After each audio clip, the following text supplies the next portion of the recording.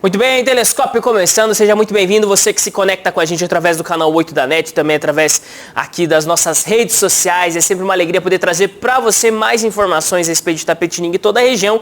E hoje já falando a respeito de um assunto muito importante, que é o comércio aqui da nossa cidade. Para isso vamos conversar aqui com o empresário aqui de Itapetininga, PH Furlan. PH, boa tarde, seja muito bem-vindo ao Telescópio, tudo bem?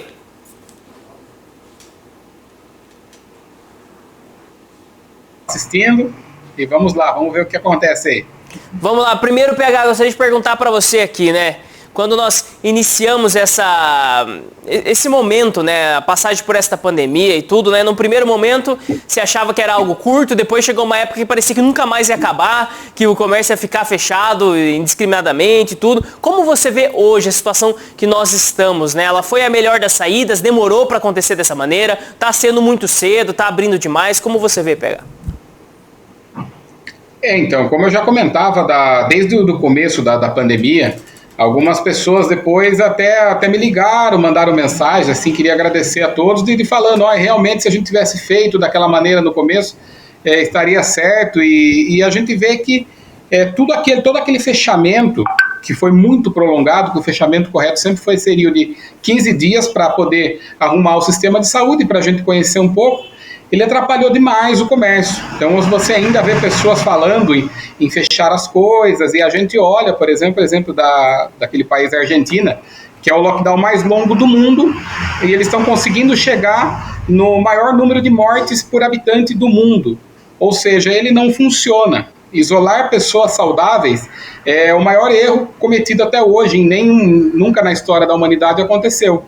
Isso atrapalhou demais o nosso comércio, porque a gente vê que as empresas entraram em dificuldades e agora, na hora da retomada, a gente está tendo um outro problema que são as indústrias, que também ficaram muito tempo paradas. Então, muitas empresas que a gente costumava comprar agora para final de ano, elas já fecharam vendas.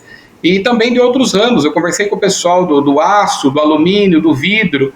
Ninguém tem produto para entregar esse ano. Então, vai atrapalhar até a retomada, inclusive, isso daí. Muito bem, né? Isso é um ponto muito importante, né, PH? Porque mostrar que não é simplesmente abrir a porta e vender, né? Existe toda uma cadeia de fornecedores, uma cadeia de matéria-prima que também foi afetada muito durante essa crise, né? E se eu olhar, você vê assim que para retomar, de certa forma, uma normalidade, mais ou menos, isso não é mais esperado para esse ano. Seria só a partir do ano que vem mesmo, você vê? Isso, pelo lado do consumidor, o consumidor ele está com a demanda reprimida, né? Então as pessoas elas estão com vontade de comprar, elas já tomaram os cuidados e estão voltando ao comércio normalmente, que seria a coisa mais normal, porém a gente vai sentir uma falta de produto na maioria dos setores, né? Você não vai conseguir comprar exatamente aquilo que você quer, o ramo da construção civil, por exemplo, muito aquecido. Então você vai comprar um piso, não vai ter, você vai ter que comprar de outro. E algumas outras fábricas também que estão com essa dificuldade. Então, quando você dá uma parada no mundo, como deu essa freada brusca, que a gente chama quem dirige, né? Para voltar ao normal, não é só ligar o botãozinho e ligar de novo. Então, a gente vai ter diversas dificuldades. Mas me parece que os indicadores já estão vindo um pouco melhor. A gente esperava uma queda de 8% no PIB, já vai ser 4%. O auxílio emergencial ajudou muito, o próprio dinheiro que acabou chegando para as empresas de folha de pagamento, de Pronamp. Então, isso daí o governo acabou tendo boas medidas para ajudar, senão a quebradeira seria geral. E a respeito disso, né, PH, você citou aqui pra gente, o auxílio emergencial, acho que ele era mais palpável, né, ou seja, chegava diretamente na conta física das pessoas e tudo, mas algo que nós conversamos muitas vezes aqui era o auxílio para as empresas, né. Você citou aqui, esse auxílio ele chegou, ele foi, vamos dizer assim, mais ou menos o necessário ali, faltou um pouco mais, mas era o que dava para fazer. Como que você avalia o auxílio, principalmente para as pequenas empresas que nós tivemos aqui no Brasil durante essa pandemia? O Pronamp ele demorou a chegar um pouco, ele é de 30% do seu faturamento naquele último ano, né, no ano de 2019.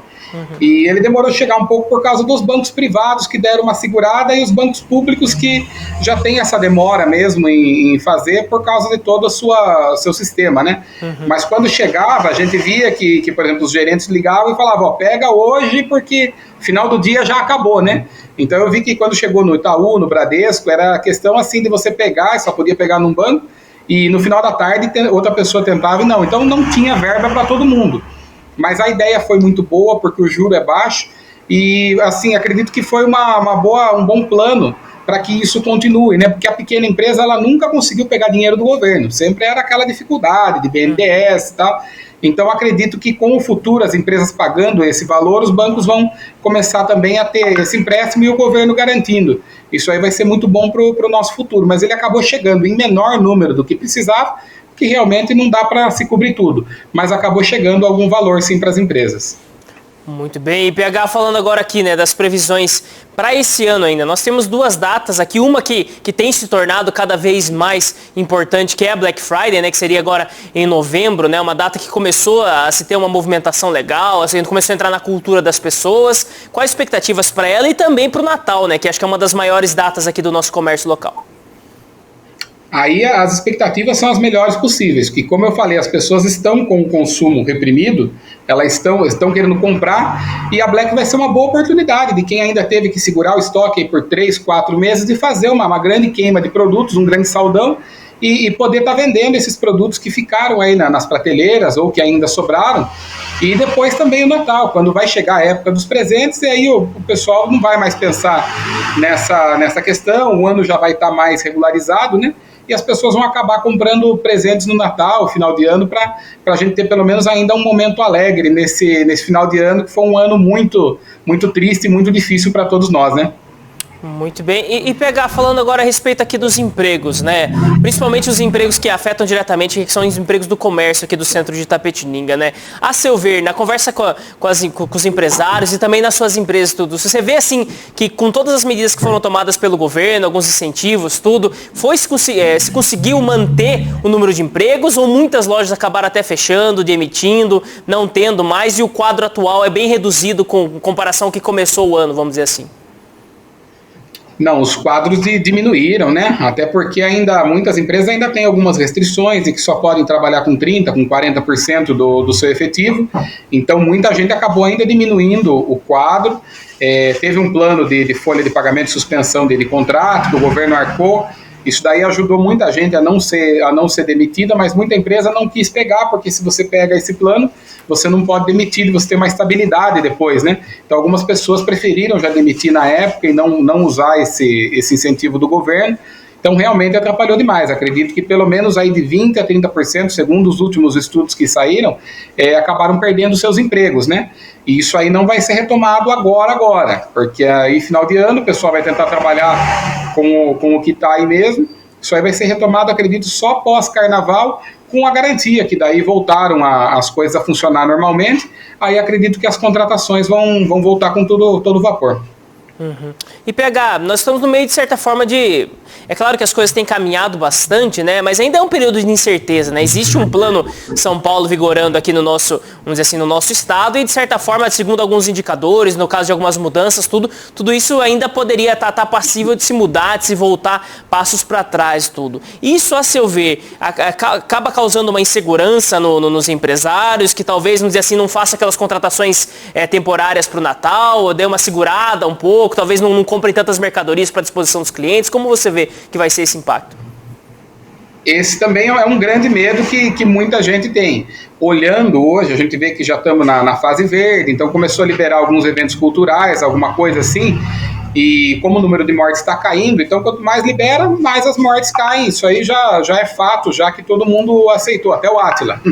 Mas a gente ainda tem o medo de realmente, porque a gente não sabe o que se passa na cabeça dos governadores, né? E dele querer retroagir pós-eleição e tal, mas acho muito difícil retroagir. Porém, esse medo existe porque a gente viu que tomam decisões sem bases nenhuma, né? Pelo menos tomam e depois voltam atrás, e a gente viu acontecer muito isso aqui no estado de São Paulo. Me parece que agora a coisa vai caminhar para cada vez mais uma abertura, né? Depois dessa vinda de vacina, e as coisas caminham para a volta à normalidade, mas aquele medo o brasileiro já tem medo, o empresário brasileiro já tem medo, porque aqui as coisas mudam do dia para a noite, né? Uhum. A gente continua com esse medo porque não se sabe o que se passa dentro da política, né? Muito bem. E PH, falando também a respeito justamente disso, né?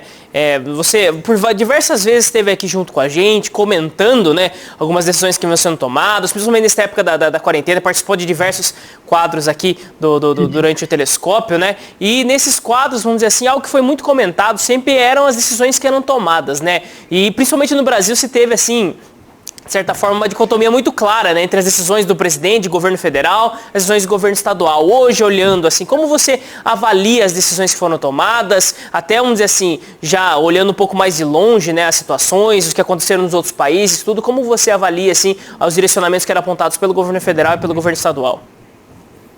É difícil comentar assim, porque as pessoas acabaram levando para um lado do time político. Então, quando você leva do time de futebol, então o meu jogador sempre vai ser melhor do que o do seu time. E na política não é. A gente tem que reconhecer os erros e os acertos. E a gente vê que o governo federal, quando ele incentivou de que nós deveríamos, já lá em fevereiro, isolar as pessoas com mais dificuldade, preparar todo o sistema, tudo, e depois manter o sistema funcionando, manter o comércio e as coisas funcionando, ao mesmo tempo em que cuidava da saúde, isso teria sido a melhor das decisões e a gente não estaria numa crise tão agravada como está hoje. Isso foi muito discutido desde lá de março, de abril, e o pessoal vinha com a ideia, não, economia a gente vê depois, e a gente vê os planos de saúde agora abarrotados de pessoas, porque não puderam atender na época, um monte de gente que acabou ficando doente durante a pandemia, porque aquela pressão toda, aquele medo que foi colocado sobre a população. Então a gente vê que foi algo tomado muito de maneira corriqueira e de maneira colocada ali, e grandes erros. Eu vejo que por exemplo, o governador João Dória, independente da maneira, da sua visão política, mas ele errou demais no estado de São Paulo. Fechou quando não precisava fechar, abriu quando não precisava abrir, e depois ele manteve setores funcionando cheio de gente. A gente via fila em supermercado, fila em farmácia e em bancos, e de repente um comércio que tinha uma pessoa dentro não poderia funcionar. A gente tem que tentar seguir sempre algo lógico, né? Então a lógica ela mantém o mundo, e a gente vê que as decisões tomadas eram ilógicas, né? Então eu vejo com muitos erros dentro do estado de São Paulo. O governo teve que socorrer os estados agora para poder pagar toda essa conta, mas os principais prejudicados seremos nós, a população, que vamos pagar essa conta pelos próximos 10 anos, né? Essa pandemia não vai ficar barata, e a gente poderia ter tomado decisões. A gente vê, por exemplo, a Suécia, que toma, vários estados americanos republicanos que têm tomado outros tipos de medidas e já estão recuperados, já venceram a pandemia e já estão levando como uma doença comum, que várias doenças acabam afetando e matando pessoas, mas a gente não pode parar o mundo todo, que é muito pior, é muito mais matança. A própria OMS, a gente vê o quanto a OMS voltou atrás. É para fazer lockdown, não é para usar máscara, não é para sair na rua, não é para ir no hospital, não é. Ou seja, eles erraram demais e a gente acabou pagando essa conta, né? Muito bem. E PH, falando agora, acho que a nova polêmica, assim, a respeito de tudo isso seria a questão da vacina, né? Existem algumas frases aí que são colocadas, algumas até retiradas de contexto, mas outras também condizentes com o contexto, tudo de algumas declarações, falando, vamos dizer assim, até de uma obrigatoriedade aqui no estado de São Paulo dessa vacina, outros falando que não tomaria a vacina porque não se tem. Como que você acredita que vai ser esse trabalho agora da vacina, né? A partir do momento que surgir tudo, vai ser algo simples, vamos dizer assim, de imunizar, principalmente o pessoal de risco, não vai ser uma luta? Como você vê? Olha, eu vejo que uma vacina, para ela funcionar, ela precisa de pelo menos 10 anos de testes para que ela funcione, porque a gente não sabe a reação que ela pode dar na hora, ou que ela pode dar daqui 6 meses, daqui 1 ano. Então, a obrigatoriedade da vacina é algo absurdo, né? Você vai laçar as pessoas na rua, jogar dentro de um camburão e levar para vacinar? Isso é um absurdo. Mas claro que ela deve ser liberada para aqueles que querem ser os primeiros a tomar. Então, é uma coisa que ela vai ficar na liberdade do ser humano, que a maior coisa que a gente tem dentro de um país, de uma nação, é a nossa liberdade individual. Então, você quer tomar a vacina, você vai lá e toma ela. Ah, não, eu não quero tomar nesse primeiro momento, eu tenho medo, eu quero ver primeiro o que vão acontecer com as pessoas que tomaram, para depois eu tomar. E se a vacina é para imunizar, quem optar por tomar, ele está tranquilo, ele não precisa se preocupar com o outro, porque ele vai estar imunizado. Então é algo que tem que ficar na decisão da liberdade individual das pessoas. O que a pandemia trouxe para a gente foi uma questão de que a gente viu alguns exemplos de mini ditadores, né? A gente viu que muitas pessoas não podem ter poder no Brasil. Alguns governadores e prefeitos pelo Brasil fizeram coisas absurdas, e a maior das falas foi essa agora, de uma vacina obrigatória. Você já imaginou o que é vacina obrigatória? A gente vai virar o gado? Alguém vai vir e vai botar a vacina ali sem que você tenha o consentimento? O seu corpo, ele é você que cuida, você que vai saber. Até porque se amanhã ou depois você, por exemplo, a gente não obriga uma pessoa a fazer exercício físico porque o ócio faz mal para a saúde, o sedentarismo faz mal para a saúde. Então a gente vai tirar as pessoas do sofá obrigatoriamente e vai obrigá-las a fazer exercício. Vai falar para as pessoas não comerem gordura, não vai tirar do prato dela ali a gordura, porque isso vai causar colesterol. Claro que deve ter uma grande conscientização para que as pessoas vão se vacinar, em especial aqueles que têm o maior risco vão se vacinar para que elas se cuidem, mas obrigar uma pessoa a tomar vacina é o maior absurdo de todos os tempos.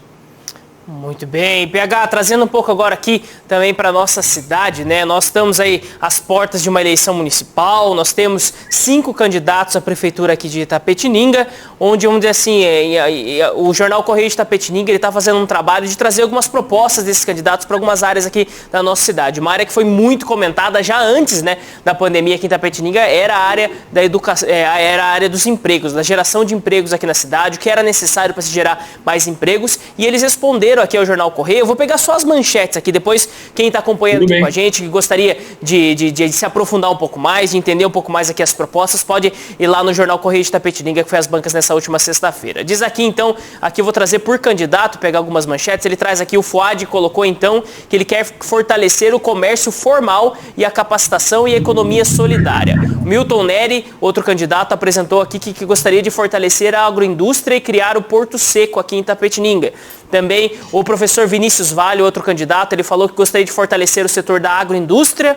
O Ricardo Barbará, ex-prefeito e candidato à prefeitura aqui de Itapetininga, colocou que ele gostaria de reforçar o distrito industrial e a capacitação de mão de obra. E a atual prefeita Simone Marqueta, também candidata aqui à reeleição em Itapetininga, ela colocou que gostaria de criar o plano diretor Agro Itapê. Eu sei que, vamos dizer assim, talvez você não tenha entrado no profundo aqui das propostas deles, PH, mas de tudo isso que você vê, assim, quais são os pontos que você colocaria, acrescentaria também a seu olhar aqui para Itapetininga para fortalecer os empregos aqui na nossa cidade? Com certeza. Eu acredito que a grande ideia, a gente é muito forte no agronegócio, o Brasil em si é um país muito forte no agronegócio, a gente tentar trazer isso para cá, e a grande promessa era de que com a rodovia ficando pronta, a Raposo Tavares, a gente ia ter um fluxo de indústrias maior, e isso até começou a acontecer em Itapetininga, né? Mas a gente sabe da burocracia que da dificuldade, porque hoje se você tenta montar uma indústria em Sorocaba, você não tem mais um palmo de terra para montar, ou seja, está tudo fechado. E como elas são muito, muito integradas, as indústrias, né? Então você pega lá, a Toyota, ela faz o capô num lugar, o motor em outro, a roda em outro, e a gente até tem uma parceira dela aqui em Itapetininga. A ideia é essa, mas a gente vê a dificuldade que é. Eu acredito que qualquer um dos candidatos aí que vierem a entrar é fazer o máximo possível por uma indústria. Se precisar dar isenção, dá. Se precisar dar terreno, dá. Se precisar montar uma escola técnica para formar essas pessoas, a mão de obra que eles precisam, de repente é uma mão de obra específica, vamos tentar pegar as escolas técnicas e colocar um curso disso que eles precisam, né? Porque é fundamental mesmo, essas indústrias elas trazem bons empregos com garantias, com bons salários, com bons benefícios, e isso daí faz movimentar todo o resto da cidade, né? Se você tem empresas gigantes como 3M, como Duratex, se você tem mais 10 dessas na cidade, o consumo sobe, porque são famílias ganhando um valor muito maior, um valor mais garantido, premiações, e isso vai refletir no comércio, vai refletir nos restaurantes, vai refletir em toda a cidade. Então eu acredito que aquele que for o próximo prefeito, próximo quadriênio, ele tem que investir realmente nessa parte, ele tem que lutar e ceder o que for preciso, porque quando uma indústria vem, você perde num primeiro momento alguma coisa, mas você ganha em outro. Mas aí você sabe que precisa de muito aliado a deputados, tem que estar aliado a governador, aliado a um monte de coisa, para que você consiga trazer essas empresas, mas vale a luta, e essa questão do agro, ele é o futuro aí do nosso mundo, acredito. A gente tem que investir cada vez mais, até porque nossa região já é muito forte nisso. Muito bem, PH, você trouxe aqui pra gente a respeito da indústria, a respeito também da agroindústria, né, do agro aqui da nossa cidade, o nosso DNA aqui de Itapetininga, mas falando justamente a respeito do comércio central aqui da nossa cidade. Quais você acha que são as maiores dificuldades aí que deveriam ser pensadas melhores pelos futuros pelos candidatos à prefeitura aqui de Itapetininga e também pelos vereadores, né? Quais são as principais dificuldades aí dos empresários aqui de Itapetininga? Quando a gente se reúne, assim, em conversas, conversa de bar com os empresários, o que tem sido muito reclamado é a questão da Zona Azul, né? Que como a cidade cresceu muito, ela tem quase 80 mil carros, é difícil você parar no centro da cidade. Então algumas pessoas começaram a abandonar de vir ao centro com mais frequência, que ela fala, não tem onde parar, tem que parar em outro lugar e tal. Então é complicado porque às vezes os próprios funcionários das lojas param o carro ali e ficam o dia todo. Então você pega lojas grandes que tem ali 200 funcionários, ele já toma 200 vagas e isso acaba. Então acredito que voltar à cobrança da Zona Azul, eu já fui um crítico da Zona Azul, mas hoje vejo a importância dela, porque daí a pessoa vem, quem vai consumir, né? Ela vem e fica 1, 2 horas, não tão caro também, para a gente não acabar não atrapalhando mais ainda o nosso povo. Uhum. E daí a gente pega e consegue fazer esse fluxo de movimento ser maior. A pessoa sabe que ela vem, que ela vai encontrar uma vaga, que vai ficar mais fácil, até vai melhorar também para os estacionamentos, que a pessoa vai falar, se eu vou pagar a Zona Azul, eu prefiro pôr no estacionamento, já que é algo pago, né? E aí a gente conseguir levar essa sequência adiante. Então, acredito que é muito bom para o comércio. Segunda coisa seria sempre também o que a gente pede, essa qualificação, né? Essa união do Senai, do Senac e tudo, que eles conseguissem trazer realmente pessoas para formar elas para o comércio. A pessoa pudesse formar um bom balconista, ela pudesse se formar um bom vendedor, um bom estoquista. Isso ajudaria muito também o fluxo do comércio na nossa cidade. Muito bem, né? Acho que entra muito também nas propostas, né? Que é sempre gira em torno de qualificação, de estrutura, né? Nós temos também um centro aqui da cidade que talvez esteja bastante saturado, assim, né? Que é algo também que nós já conversamos algumas vezes aqui com alguns candidatos. E você vê que já seria hora de Itapetininga pensar, talvez, vamos dizer assim, num plano de levar certos setores ali do centro, talvez criar um novo centro de Itapetininga um pouco mais afastado, com mais estrutura, ruas maiores, tudo. Você vê que isso é possível ou ainda é um pouco longe da nossa realidade que pega? Eu acredito que é muito longe por causa da tradição. Então você vê, por exemplo, as pessoas, eu vou comprar na Campos Sales. Algumas cidades tentaram essa maneira de criar outros centros e tal, e nunca deu muito certo, exceto se for um grande planejamento. O que vai acontecer, e é uma coisa natural, é que as lojas de bairro elas vão acabar crescendo, né? As lojas de bairro elas têm cada vez mais crescendo e pegando nichos ali de mercado que as pessoas estão próximas ali para comprar. Isso já é muito comum, por exemplo, nos mercadinhos de bairro. O mercadinho de bairro hoje ele acaba tendo um fluxo de clientes melhor do que os mercados grandes, porque quando você vai num grande supermercado, ele tem fila grande, ele tem muita gente, ele tem dificuldade de parar.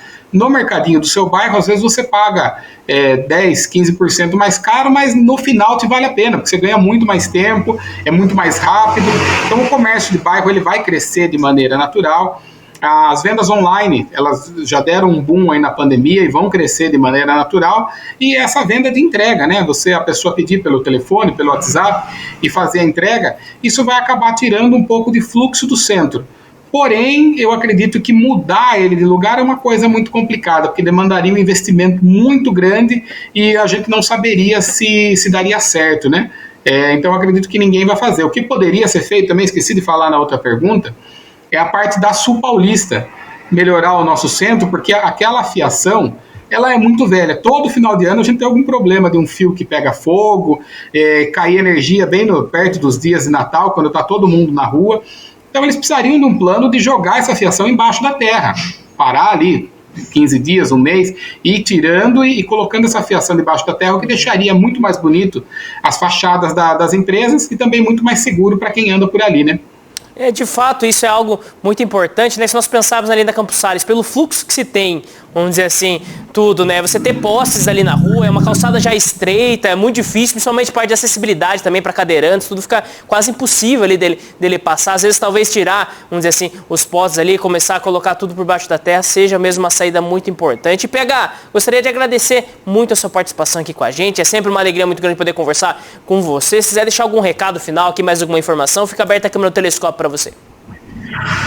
Tá certo, muito obrigado, Guto, muito obrigado a vocês, telespectadores, e vamos rezar, vamos torcer para que esse final de ano seja o final de ano da virada e a nossa cidade possa voltar a crescer e a gente deixe esse 2020 apagado no nosso diário, que um 2021 seja vitorioso para todos nós aí. Muito obrigado, até mais.